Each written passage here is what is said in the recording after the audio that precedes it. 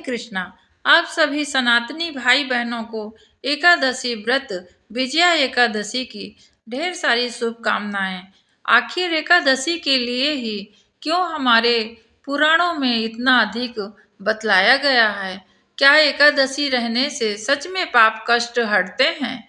आइए जानते हैं श्री कृष्ण जी के मुख से कहे हुए एकादशी के बारे में। आप सभी सुनिए इनकी कथा और समझने का प्रयत्न कीजिए कि हमारे सभी पाप ताप को किस प्रकार हरने में मदद करती हैं एकादशी माता। तो बिना विलंब किए हुए आइए कथा की ओर चलते हैं। आप सभी को माता एकादशी की आशीर्वाद मिले और प्रभु विष्णु तथा माता लक्ष्मी जी का आशीर्वाद मिले। आइए कथा सुनते हैं। भगवान श्री कृष्ण से युधिष्ठिर कहते हैं, हे जनार्दन, फागुन मास की कृष्ण पक्ष की एकादशी का क्या नाम है और उसकी क्या विधि और महिमा है? कृपा करके आप हम सब मनुष्यों को बतलाएं।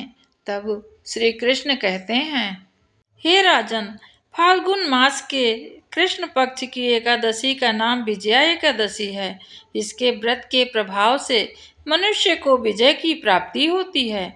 यह सब व्रतों में उत्तम है। इस विजया एकादशी के महात्म के श्रवण और पढ़ने से ही मात्र सब पापों से सभी प्राणी छूट जाते हैं। आप सभी से निवेदन है कि हम सब सनातनी वैष्णव समुदाय के लोग हैं और भगवान विष्णु की अधिक से अधिक पूजा और उनकी साधना करें। आगे भगवान श्री कृष्ण जी युधिष्ठिर से कहते हैं कि हे युधिष्ठिर, एक समय की बात है, देवर्षि नारद जी ने जगत पिता ब्रह्मा जी से कहा, महाराज, आप मुझसे फाल्गुन मास की कृष्ण पक्ष की एकादशी का विधान कहिए।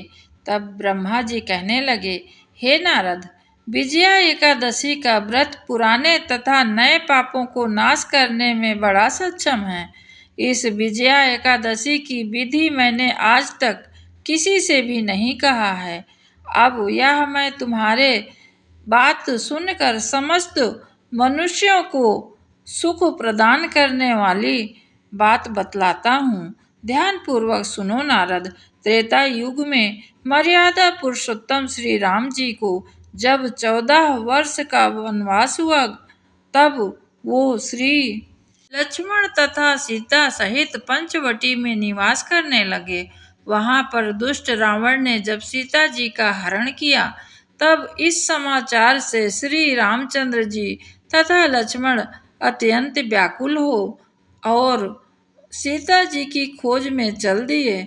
घूमते घूमते वे मरणासन जटायु के पास पहुंचे। जटायु उन्हें सीता जी का वृत्तांत सारा बतला दिया और स्वर्ग लोक चला गया। इसके बाद भगवान श्री राम जी सुग्रीव से मिले और हनुमान जी द्वारा मित्रता कराई गई।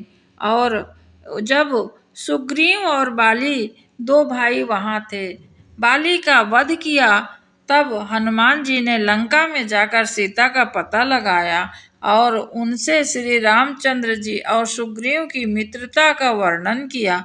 वहां से लौटकर हनुमान जी ने भगवान राम के पास आकर समाचार कहे।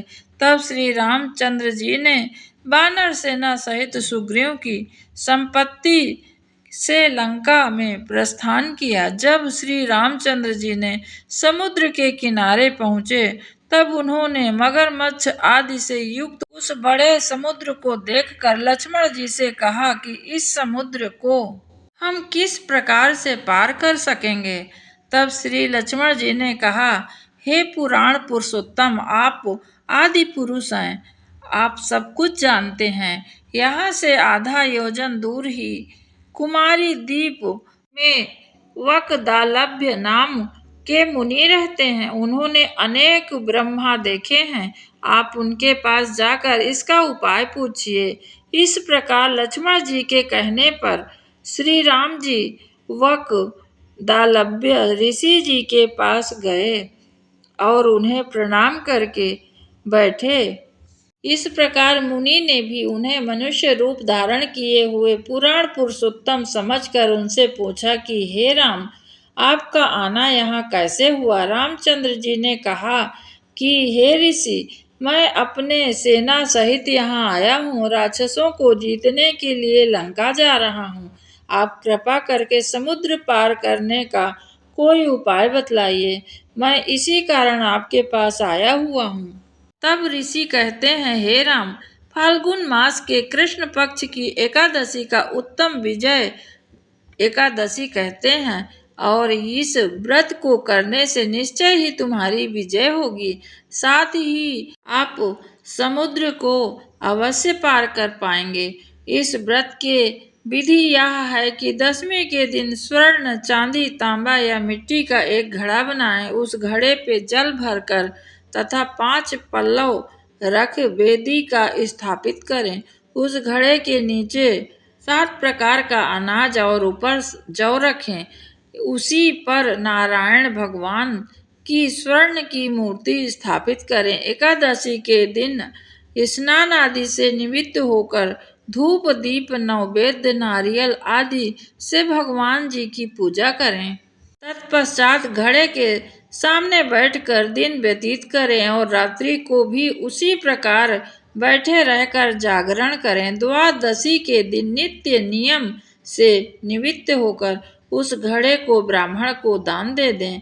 राम, यदि तुम इस प्रकार का व्रत करते हो तो सेनापतियों सहित तुम्हारी विजय अवश्य होगी।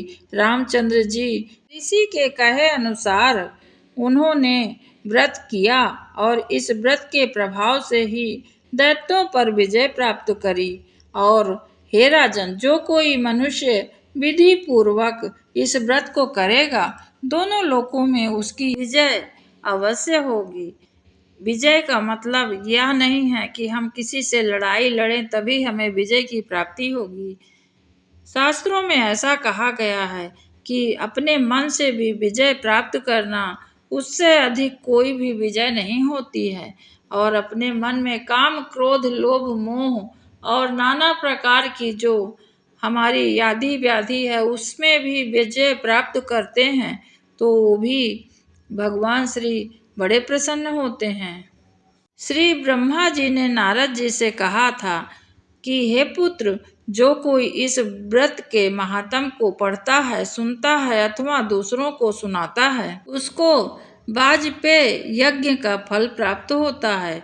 सनातन में हमें एकादशी का बड़ा महत्व बतलाया गया है, इसलिए कृपया करके कोशिश करिए कि आप सभी सनातनी भाई बहन एकादशी व्रत अवश्य धारण करें। और यदि किसी कारणवश नहीं कर पाते आप व्रत, तो भी से आप चावल उस दिन अवश्य त्याग करिए। आप सभी को एकादशी व्रत की एक बार और शुभकामनाएं। आप सभी का दिन मंगलमय हो। आज के लिए बस इतना ही। हरे कृष्णा। 26 फरवरी को महाशिवरात्रि है। आप सब धूमधाम से इसे मनाइए।